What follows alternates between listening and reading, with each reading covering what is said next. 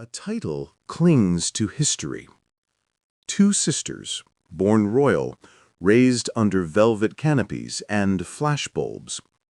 Yet as the crown evolves, even their future is uncertain. Are Princess Beatrice and Princess Eugenie the last of a fading branch, or quiet heirs to a reinvented throne? Before we dive in, there's something I need to share with you. Over the past few days, thousands have watched these stories unfold, but most haven't subscribed. If you're one of them, I invite you now to join us. Subscribe to Crownverse so you never miss the next chapter in this unfolding royal history. They were born into majesty, not mystery. Princess Beatrice Elizabeth Mary of York arrived in 1988. Her sister, Princess Eugenie Victoria Helena, followed 2 years later. Both were born into the inner fold of the British monarchy, granddaughters of Queen Elizabeth II, daughters of the Duke and Duchess of York. From the moment of their births, they bore the style, Her Royal Highness. They were princesses of the blood. Their titles, protected by the 1917 letters patent issued by King George V, were not decorative. They were official markers of lineage, of proximity to the sovereign, of royal entitlement. But entitlement in name does not always translate to power. And as the decades have unfolded, Beatrice and Eugenie have lived a royal story at once traditional and radically modern. Their childhood was filled with the contradictions of royalty. They were schooled privately, but mingled with the public.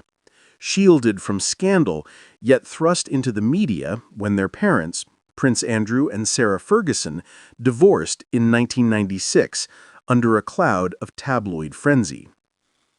Still, through it all, the sisters remained close, and they remained titled. In the eyes of the monarchy, they were royal. But in the structure of the working royal family, their positions were increasingly unclear. They attended Trooping the Color.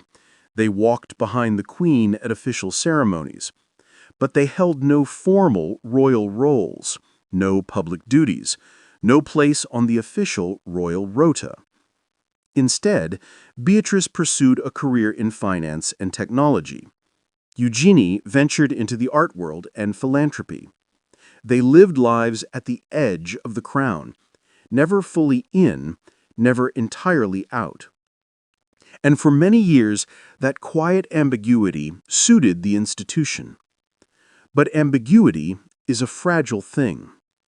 In recent years, the monarchy has undergone seismic shifts. Prince Harry and Meghan's departure, Prince Andrew's public disgrace, the death of Queen Elizabeth II, the coronation of a new king.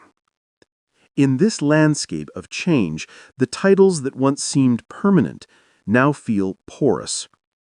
And the question of Beatrice and Eugenie, their status, their role, their future, has returned with renewed intensity. Because while the princesses remain legally styled as Her Royal Highness, their father's fall of grace has left a visible mark.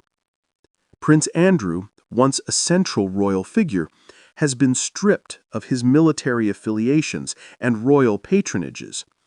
He no longer appears on the balcony. His HRC styling is no longer used in public materials. The Duke of York title, though technically not rescinded, is functionally absent from royal communications. And what of his daughters, the princesses of York? Legally, their titles derive not from their father's peerage, but from their birth as grandchildren of a monarch.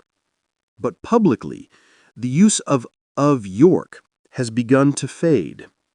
In media reporting, in palace press releases, even in charity bios, the reference is increasingly subtle or omitted altogether. It's not erasure, but it is silence. And in royal matters, silence is never accidental. So what happens next? There are 3 possible futures. each grounded in history, but shadowed by speculation. First, the titles remain untouched. In this path, Beatrice and Eugenie continue as they are. Titled but untitled, royal but not working royals, their public lives remain private, their roles ceremonial, their HRC styles unused in practice but retained in principle. This option requires no reform, no conflict. It's the monarchy's favorite approach. Do nothing, let time erase relevance. But in a modern media world where ambiguity breeds headlines, this passive option may not hold for long. Second, the titles are formally reviewed. This would be unprecedented, but not impossible. Under King Charles, there has been talk of streamlining the monarchy. That phrase, never officially defined, has come to mean fewer working royals, fewer public expenditures, and tighter controls on who carries the weight and privilege of a royal title. If taken literally, streamlining could mean removing the HRC styles from non-working royals, including Beatrice and Eugenie. This change would require new letters patent or a reinterpretation of existing ones. It would be controversial. It would attract enormous public scrutiny. But it would not be without precedent. Queen Elizabeth removed the HRC style from Princess Diana post-divorce. Prince Harry and Meghan have stopped using theirs voluntarily. The idea that HRC must mean working royal is growing stronger. Could Beatrice and Eugenie be next? Third, a quiet reabsorption. This is the most intriguing possibility, and the most speculative. Some royal commentators suggest that in the future, especially if the monarchy finds itself understaffed or under pressure, Beatrice and Eugenie could be brought back into the fold, not as senior royals, but as ceremonial figures, attending jubilees, state events, royal weddings, funerals. Their lineage is impeccable, their public image largely untainted. They are dutiful, discreet, and well-liked. In times of strain, they could be assets. And with their own families now growing, Beatrice with her daughter Sienna, Eugenie with her sons August and Ernest, the next generation of Yorks is taking shape. Whether they will grow up royal in name only or royal in function remains to be seen. There is another layer to this, the York name itself. With Prince Andrew's titles under review, the question of Princess of York becomes more delicate.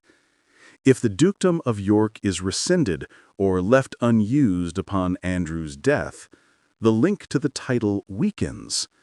Does of York become an echo, an identifier of the past? Or will the crown find a new designation for the princesses, something more neutral, more modern, more fitting for the monarchy's rebranding? Again, there is no confirmed plan, but the symbolism matters. In royal life, the names we carry shape the roles we play. And so we find ourselves here, watching the princesses of York navigate a future shaped as much by silence as by ceremony. Their story is not one of scandal or rebellion. It is one of loyalty, uncertainty, and survival within an institution that is always evolving. They were born to the crown, but not born to rule. They wear tiaras, but not power. They are public figures who carry private lives, and private citizens who bear public titles. For now, they remain Princess Beatrice and Princess Eugenie, of York, of Windsor, of history. But what they will be tomorrow depends not on birthright, but on the will of the crown. So we ask, in a monarchy that is shrinking, streamlining, and reshaping itself, is there still room for the old branches? Or will the princesses of York, like so many before them, become part of the past, royal by name, remembered by few? Only time and silence will decide. If you found this exploration compelling, don't forget to like this video and subscribe to Crownverse, where we uncover the quiet power, deep symbolism, and hidden stories of the royal family. Because in monarchy, what isn't said often matters most.